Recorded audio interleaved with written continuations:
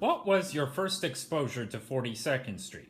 I saw 42nd Street when I was in college in Vero Beach, Florida, at the Riverside Theater. When I was in college, anytime I watched a show, I'd sort of watch and think, like, what part might I play someday? And I remember thinking, I hope I get to play something like Dorothy someday, because this lady had an amazing voice, and she really encaptured the character, which is very different from me. So I didn't know if I ever would, but I expected I'd be much older if I got the opportunity. So I feel really lucky to be doing that right now. Tell us about your character in the show. Well, Dorothy Brock is the quintessential diva. She will stop at nothing to get what she wants. The show takes place during the Great Depression, so it's not just that she is needing the role for her ego or anything like that. It's life or death situation for every character in the show. Dorothy's tragic flaw is that she can't really dance in the director's eyes, but they have to use her for the show because she has all the money. She's got the sugar daddy backing up the show.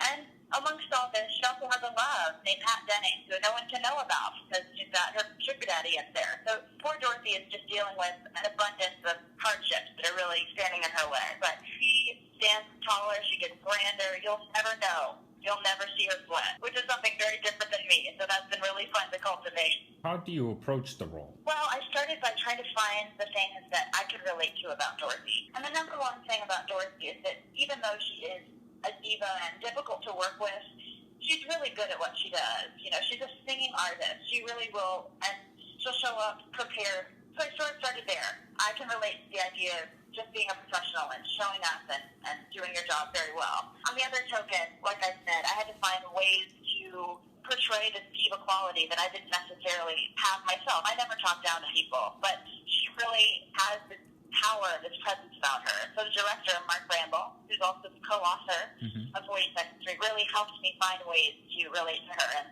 like I said, the more she gets upset and the more she gets challenged, the taller she stands and the more grand she becomes. So really, you'll never know if Dorothy is frazzled because she stands her ground and she will get what she wants. One thing the director liked to tell me to do was to spit tax. That's a good image for me. Tell us more about the creative team you get to work with.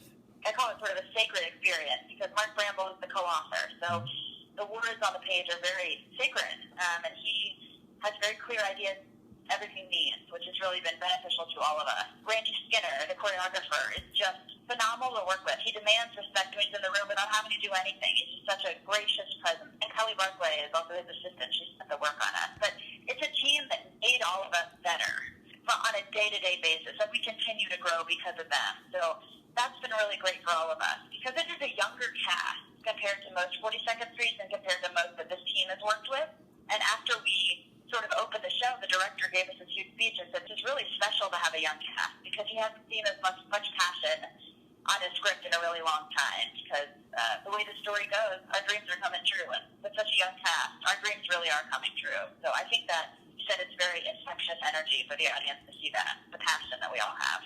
I am a much younger Dorothy, but the way that we've sort of staged the show is we've taken the age element out of it and made it more about just the diva quality and the inability to dance and all of that. So there isn't so many lines about my age. That's really not the point in this production, which I really appreciate. It's really allowed whatever gifts we have to offer shine through in the script, and he's allowed to tweet because he wrote it.